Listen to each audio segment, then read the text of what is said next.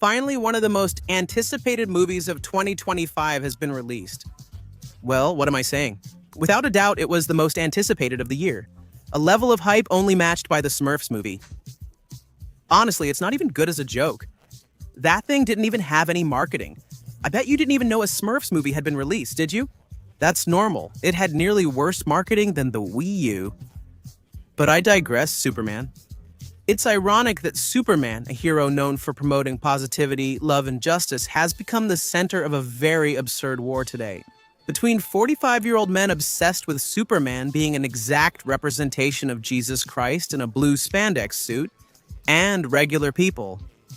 Yes, obviously, I'm talking about the famous Snyder Tarts, who, just so you understand quickly, the Snyder Tarts are those who became totally obsessed with director Zack Snyder's vision of Superman, which obviously is not his fault. Although I disagree with Zack Snyder's vision of Superman and other Detective Comics characters, I don't believe Man of Steel is a terrible film. I must be the only person in the world who found Batman v Superman entertaining. I know the script of that movie is even lamer than an episode of Dora the Explorer. But if there's one thing that bastard Snyder knows how to do, it's give us hype moments like crazy. The character on screen might be saying the dumbest thing you've ever heard in your damn life, but somehow he manages to make it look epic. I'm sure Snyder would actually be able to have Clark's father tell him to bring him 5 asada tacos. Somehow he would manage to give the scene an aura. I'm certain of it. This shared Detective Comics universe has already been completely discarded and swept away, mostly because it was very, very, very mediocre and above all rushed.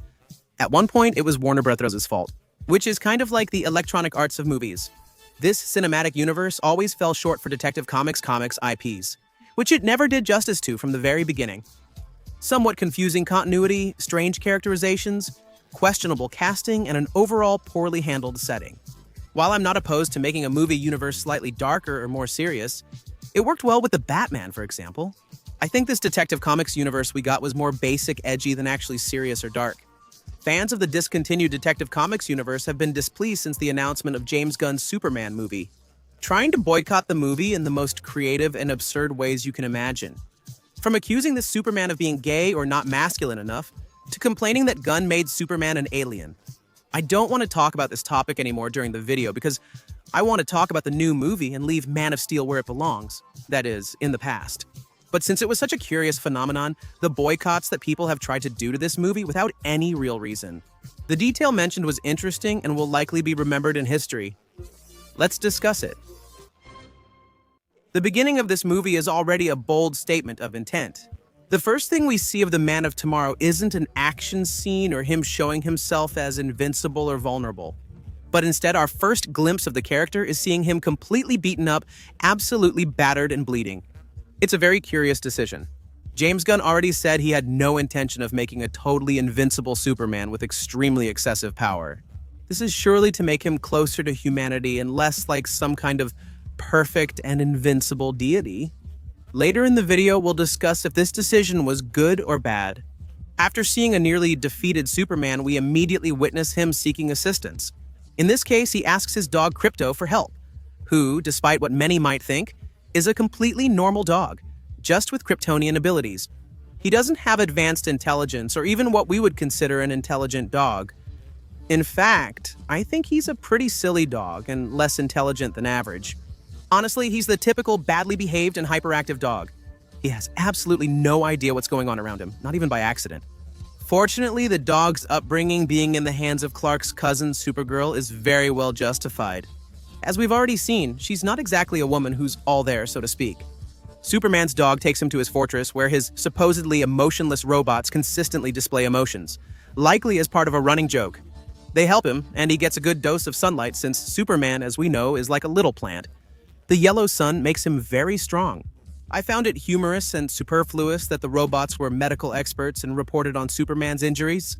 I say unnecessary because Superman only needs to recharge with solar energy to recover his power and heal any injury. I think checking what's wrong with him is pointless. Everything gets resolved the same way anyway. But it's not important. Superman recovers, although not completely, and goes back to fight the guy who did this to him. Damn. As we can see, he's a thug working for Lex Luthor. He has perfectly deciphered Superman's fighting style. which isn't usually very hard since Superman always uses a pretty basic fighting style like, boom, I hit you, because, well, he's Superman. He doesn't care at all. Whether he throws a right jab better or worse, even if he throws it half asleep, Superman will destroy you like you're made of paper. The truth is, he doesn't have a good time against this guy, and in the end, we can see how a nice Arab or Indian gentleman, I don't really know, Ali helps Superman escape from the hole he created in the ground. Once out, Superman is completely wrecked again. A chubby guy tells him that maybe he shouldn't have done what he did in I don't know where, which may be a fictional country in this world. In the current world, there is an ongoing armed conflict between two nations, which honestly we all know is referencing two real-life countries. And from what we can gather, Superman got involved in this conflict in some way. That's something we'll look at in more detail later on. For convenience, I'll refer to these countries as the invading country and the invaded country, since their names are hard to remember. To put it simply, we all understand that all this is occurring simultaneously. A human Meta working for Lex, the engineer, locates Superman's fortress as part of Lex's plan. The engineer is upset when the fortress vanishes, but Lex appears unconcerned because he knows more than he's revealing. She has her back well covered and, of course, her ticket into that fortress. 2 steps ahead.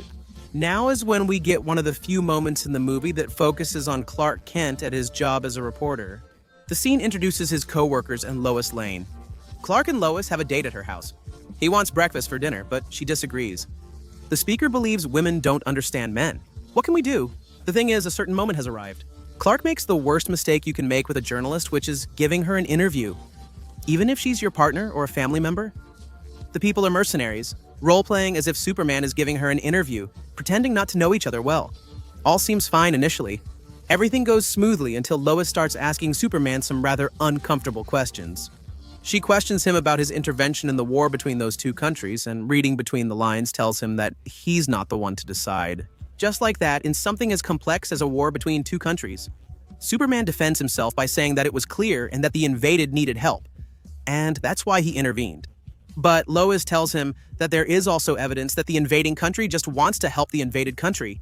Superman shouldn't unilaterally resolve geopolitical conflicts based solely on his strength, as that would be unfair. With all this, Superman becomes increasingly irritated and overwhelmed, to the point of yelling at Lois that if he didn't intervene, a lot of people would die. Here we can see that Superman, despite having the power of a god, literally, his mind, spirit, and morals are still human, just like any average good person you can imagine. And of course, this is fine if you're not a bad person. Nobody would want their future and their loved one's future to depend on an ordinary man who happens to be extremely powerful, especially if it's questionable. He'll do whatever he wants based on his subjective morals. Currently, everything is fine because he has a good heart and is saving lives. But what if that changes? What if the invading country had managed to manipulate him and he had joined or allowed the genocide? Those are the kinds of questions that are scary about Superman. Sure, he's a good person, but what if suddenly he's not? Thanks to this, stories like Injustice became so popular. Luckily, Superman is someone completely ideal, a symbol and the most human of all. Therefore, he is practically incorruptible. It's understandable that initially this reaction would occur since this is a very new Superman. Some people have their doubts about the intentions of this guy who could conquer the entire planet in less than 5 hours. Following the awkward scene, Lois cringed and told Clark she may not be suited for a relationship. Something off topic was mentioned abruptly. Anyways, I'm intellectual, talkative, and prefer solitude. You wouldn't get it. Let's move on to Lex. Oh yeah, and the super crap thing was funny, you have to admit it. Lex wants to visit Superman's fortress, but they need to distract Superman to avoid getting caught. So Lex sends his 2 henchmen to release a little creature that's both adorable and ugly at the same time. A full-fledged kaiju grows and Superman comes to face it and rescue the city. But he can't go all out because the poor guy does everything he can to protect the people and make sure there are no casualties. This is something very common for the character. 99% of the time, Superman fights extremely restrained, either because he doesn't want to seriously hurt his opponent, or because he has to protect or avoid destroying his surroundings. In this case, it's all of the above at once. To support him, the Justice Gang arrives, made up of Green Lantern, Hawkgirl, and Mr. Terrific, the absolute and flawless greatest of all time of these movies. This annoys Superman, who wanted to try to keep him alive and donate him to some space zoo, or at most give him a less bloody euthanasia than blowing him up from the inside. Superman demonstrates a strong sense of empathy, not only for humans but also for animals, including kaiju-like creatures. To be fair, for Superman, dealing with this thing must be like a human facing a pit bull or something similar. Or maybe even less, because a pit bull can actually mess us up. But anyway, it doesn't matter, I'm getting off track. Meanwhile, Lex arrives at the fortress accompanied by his engineer. And another guy, a guy dressed in black who really reminds you of Black Noir, both in appearance and concept. Honestly? And we see that on his chest he has the characteristic U of Ultraman, who is an evil version of Clark from another parallel universe, which is giving us hints that this character is either Ultraman or has something to do with the character. And since the fortress opens automatically when they arrive, it's clear to those in the know that this Ultraman must be some kind of version of Clark, since the fortress responds to Kal-El's DNA, so you can already tell where this is going. The monstrous trio goes in and wrecks the fortress. They find a message from Superman's parents that reveals something incredibly valuable to Lex. Here's what unfolds. In this version, it's revealed that someone other than Clark's adoptive father tells him to let people die. His biological father tells him, conquer humanity, sleep with every woman you see, make yourself a harem to restore the Kryptonians, and bring me 5 asada tacos. This might remind you a bit of the Viltrumite flow. And it seems that James Gunn hasn't held back on references to other popular superhero works, like The Boys and Invincible. In this case, with The Boys, I'm saying this because of this Ultraman, who's a mix between the concept of Bizarro and Ultraman, but with Black Noir's skin. Plus, he's also a clone. And all that crap? I mean, to me, it's pretty clear. I don't know about you guys. So Lex just ignores the message, and while he's at it, he steals Superman's dog because he genuinely wants to see him suffer. The message goes viral instantly, devastating Superman. He thought he was sent to Earth to make the world a better place. Actually, he was sent to go around kicking ass left and right, and to become a global dictator centered around his dick. Everything revolving around his dick. Superman has a mental breakdown, but sooner or later he realizes that if Lex has been in the fortress, it means his robots and the dog are in danger, so he rushes there at full speed. But by the time he arrives, his dog is already gone. And his robots without feelings, but somehow with feelings, have been brutally honored. Superman goes crazy and confronts Luthor in a hostile way, demanding that he give his dog back. Lex, having the advantage, boldly taunts Superman and insults him directly. He even silently calls Krypto an ugly caped dog. Furious but helpless, Superman departs. With all this, Lex gets authorization to arrest and manage Superman with his improvised group of fake heroes. Superman surrenders, and Lex literally takes him to a pocket dimension where Superman is locked up along with a metahuman who can turn into anything. Who is being blackmailed by Lex to do this, since if he doesn't, Lex will kill his son? Who, by the way, is really ugly. Like when you see a baby that most people would call cute. Lois asked the Justice Gang for help to find Clark, but they couldn't care less about the whole thing. Only Mr. Terrific Chad offers to help Lois. And after his garage door opened very slowly, I repeat, very slowly, they go to help Clark. Meanwhile, Lex tortures Superman for no reason, killing good old Ali right in front of him, something that destroys him and also starts to move the man with the kryptonite. Terrific and Lois reach the portal, leading to one of the film's most thrilling action sequences. Mr. Terrific defeats everyone at the military base, allowing them to access the pocket dimension. In the end, the deformed guy and Superman make a truce, and he creates a mini artificial sun to give Superman some strength and energy. This works, and Superman takes the ugly baby. Meanwhile, that bastard Krypto, bad dog, rude, damn, destroys Mr. Terrific's gadgets. Do they all barely manage to save themselves? And they take Clark to his parents, who let him rest for a little while. Like the small El Solicito plant, it restores his abilities. Gradually, Clark begins to doubt his actions, identity, and future. His father, who in this portrayal isn't entirely foolish, he tells him that he's the one who decides about all these things, and that he's sure he'll make the right decisions, and also that he's proud of him. Everything is very nice. Superman prepares to intervene in another armed conflict between the invading and invaded countries, as it's revealed that the invading president is conspiring with the villainous Lex Luthor. But Clark is stopped by Terrify, who tells him that the dimensional rift caused by Folagor with his little toy is going to end the world. If they don't do something, Superman is forced to go, while in the invaded country, a boy raises a flag with Superman's symbol, which I definitely think is the best and toughest scene in the whole movie, perfectly reflecting the kind of symbol and hope he provides. Superman ends up tangled in a fight against the Engineer and Ultraman, and after taking a risk, Superman manages to get rid of the Engineer and is left one-on-one with Ultraman. It is revealed that he is a clone of Superman created by Lex, In the comics, this character and concept belong to Bizarro James Gunn. In this case, it seems that he has chosen to make a mix of several things and several concepts to create this character, which served more as a good barrier for Superman. While Superman was fighting Ultraman Bizarro Raro, Green Lantern arrives to save the situation in the invaded country, and Hawkgirl grabs the jerk of the invading president and flies away with him. The guy acts tough, saying he knows she won't kill him. But the old man didn't expect that Hawkgirl was braver than Tablos. This was in 2005, after having 5 beers. So she lets him fall to his death with a smile. It's satisfying, damn it. Superman abandons Ultraman, leaving him directionless without guidance from Krypto. That jerk.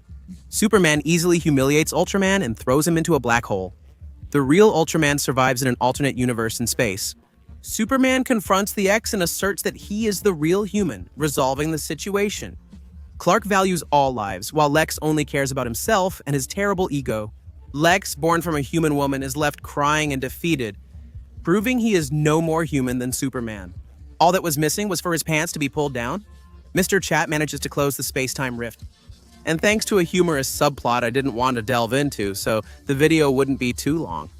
They managed to charge Lex with all his crimes, so he gets arrested, well-fed, and Superman's name is cleared and free of any wrongdoing.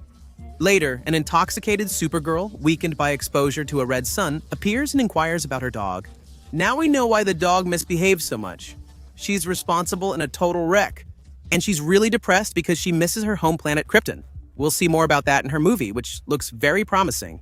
The film concludes with the disfigured Mr. Issei joining the Justice Gang and a touching scene of Superman reflecting on mementos from his parents as he recuperates. Really wholesome, really full of hope. As for the movie, I really liked it. As an introductory character film, it's quite good. James Gunn excels at humor and character development, though I wished for more such moments. Esperancita likes scenes such as the boy with the flag or the woman watching Superman drive away. Yes, there have been some, but honestly, I was expecting more of those. I was expecting a bit more in general because of what Superman represents. Hope and good and tough times. I wanted to leave the theater inspired in tears, full of emotion. But honestly, I haven't reached those extremes. Considering Guardians of the Galaxy, I think Gunn may prefer taking things slow. In the future, we'll have some emotional moments for everyone. That's one of Gunn's strengths. Lex's characterization as a villain is impeccable, and the actor portraying him is great. He won't disappoint. I think the only bad thing for Superman is that other characters have really stolen the show from him, like Mr. Terrific, who has completely stolen the movie without any mercy. Similar to the Batman, I enjoyed seeing a very inexperienced Superman dealing with everyday problems. It wasn't bad. A more experienced version lacks this trait, making his future development more noticeable in upcoming movies. That's another aspect to consider. The shared universe is evident from the changes in Peacemaker and the Supergirl movie, confirming the interconnectedness. They will attempt a different approach. Regrettably, Pattinson's Batman is currently excluded from this universe. I would have preferred them sharing the screen, but it's fine. There are theories, but that's all they are, just theories. Conversely, some argue that a shared universe is impossible due to the vastly different settings of the Superman and Batman movies. But that's just nonsense. It's always been that way. Gotham City and Metropolis have had radically different settings, and they've always coexisted in the same universe. Don't worry about wanting to. It could be done without any problem. But well, if it can't be done, I'm not going to throw a tantrum either. It's fine. Better that than having them put in the lame Joker from his last movie in this universe. No, please God, no. I liked the movie, but it left me really wanting more. I know that's partly a good thing, but I missed having a bit more hope for myself. The expectations were extremely high, and I'm glad that for many people they were met. I believe it's completely valid to have a slightly more vulnerable Superman, as I mentioned earlier. It's true that personally, I'm more of a fan of an invincible and unstoppable Superman. He's a symbol and an ideal to aspire to, but you know you'll never reach it, though you must try with all your strength. And the fact that he has infinite abilities reinforces him for me as a more abstract symbol, more of a concept than a person. But, as I said, making him like this, closer, more human, more vulnerable, doesn't seem like a mistake to me at all. It's simply a creative decision, and a respectable one. Perhaps this will change as Superman matures. Only time will tell. When Iron Man 1 came out back in the day, nobody knew where things would go. And look where we are today, making pure crap. Let me know your thoughts on the movie in the comments. Remember, dreams save, lift, and transform us. And I swear with all my soul that until my dream of a world where dignity, honor, and justice become a reality we all share, I will never stop fighting. Never, because this is Superman.